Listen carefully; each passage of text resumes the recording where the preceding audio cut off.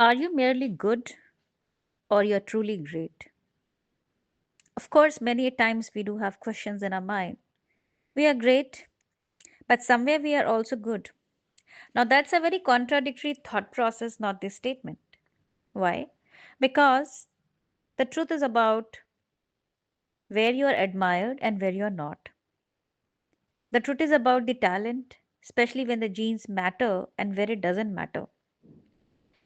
Many people are familiar with Michael Phelps, who is wisely considered to be one of the greatest athletes in history. Phelps has won more Olympic awards than any swimmer, but also more than any Olympian in any sport. Few people know the name Hikam, but he was a fantastic athlete in his own rights. El Girouj, a Moroccan runner who holds two Olympic gold medals and is one of the greatest middle distance runner of all the time. For many years, he held the world record in the mile 1500 meters and 2000 meters race. And in Olympic Games in Athens, Greece in 2004, he even won the gold in 1500 meter and 5000 meter races. Now, these two athletes are wildly different in many ways. For starters, one competed on land and another competed on water. But notably, they differ in many aspects. Despite the differences, they are still identical in many respects. How is this possible? Phelps has relatively short legs for his heights and a very long torso, the perfect building for swimming. And El Giroz has incredibly long legs and a short upper body and an ideal frame for distance running. Now imagine in these world class athletes, there is a switch spots difference. You must be wondering that I'm giving an example of athletes and trying to do a contradiction as well as similarities where we understand that there is a competition between two, yet there are similarities. The secret of maximizing your odds of success is to choose the right field of competition.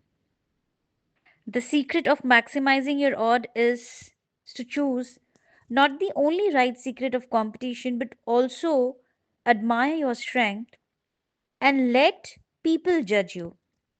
Let the right group find you good and let the right group find you talented.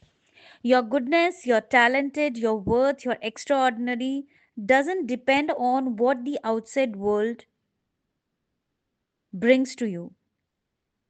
What brings to you the charm and the aura is about the inner satisfaction and how you feel happy about it, which automatically inclines, I would say, rather natural inclination towards the next level, giving you a favor and edge of embracing that what you have. Your capabilities are and aspirations can be very high, and that is your choice because it's your life. The shift in understanding of this comes when the outside world understand that you have those core abilities which comes from your genetic inheritance. On the surface, your gene seems to be fixed because when you're silent and you're less seen, world will understand that there is something that can be controlled.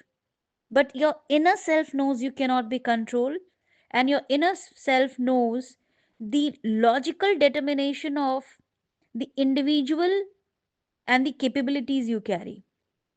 For many, it can be a short sighted approach, but for you, it is a long sighted approach. And that is called the strength of your genetics as well as the weakness. And it changes from people to people, places to places, and circumstances to circumstances. Our environment, our people, how we are treated defines us. For me, I'm being very particular. If the environment or the people or the place does not accept you as you are, does not respect you, I don't deal there. And that is the beauty which gives me an inner satisfaction of decluttering my life and filtering my life, for not letting people pounce on me, for not letting people sabotage me, for not letting people interfere in my life. And the simplicity of the life is not running in the rat race of becoming something what others want. The simplicity of the life is becoming something which you want. Simplicity of the life is being that satisfied, fulfilling your purpose, something that, like, you are playing with the guitar chords.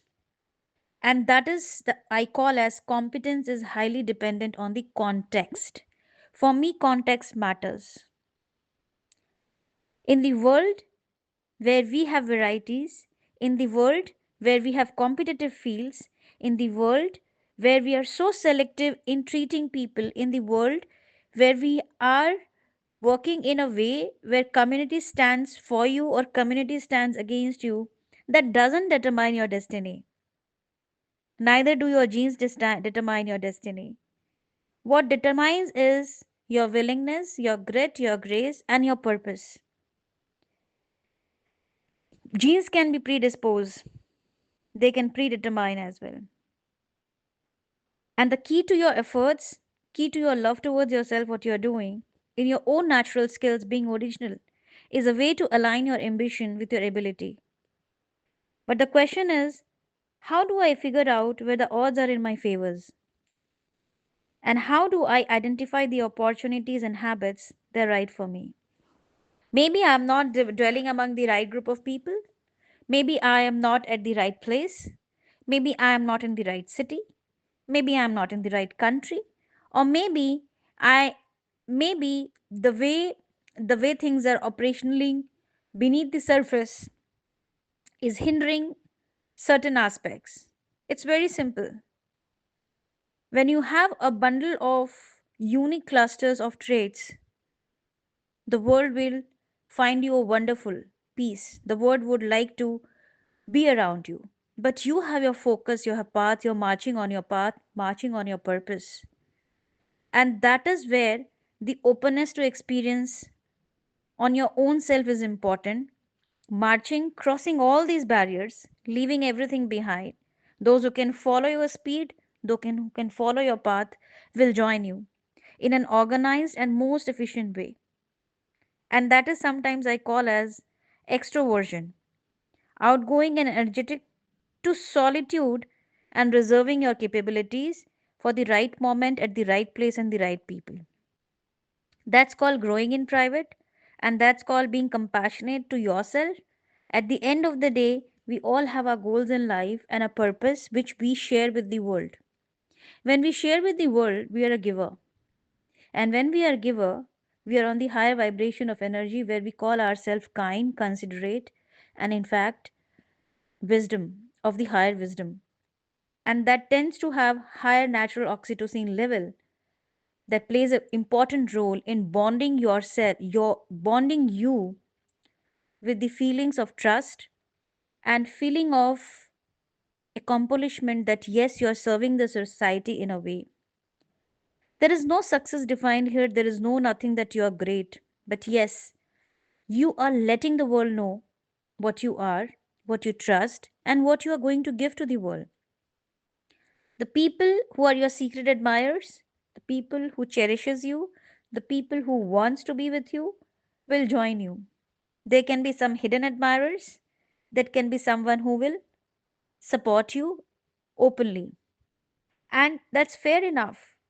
Even if you walk alone, remember you were born alone, you're gonna die alone, you have lived alone. And that is the strength. Alone is a strength. But while being alone, focusing on what is your purpose, while being alone, focusing and being open to experience and inventing yourself is a certain way, behavior that shifts, that shifts to show you the difference what you can bring to the world. A person who scores lower on consciousness will always be trying to rely heavily on external environment. And this is a great shift which I have in my life, that my dependency on myself is highest. The dependency I created of being multiple capabilities or trying to understand that my job as a human is to add value, inspire, and impact. And I don't have to build anything which is against the world. I have chosen the habits which suits me best and also without troubling or I would say not suiting to the outside world. Now this version of habit can bring joy and satisfaction, giving you a silent approach to yourself and to the world, adding value to the world. At the end of the life, life is all about satisfaction and there is no end to the story of life because life goes on.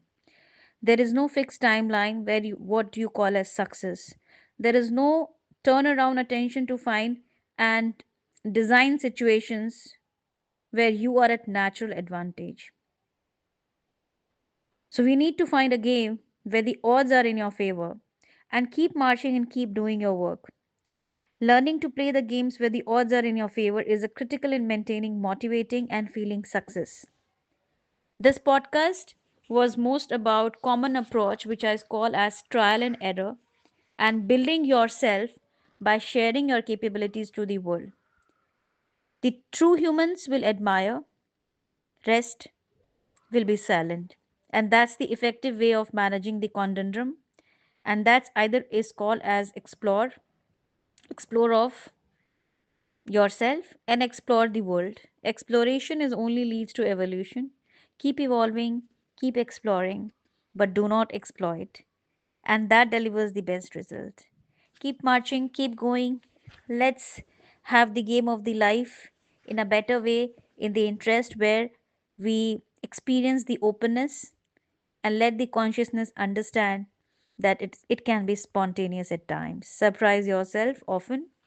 Thank you and have a great day.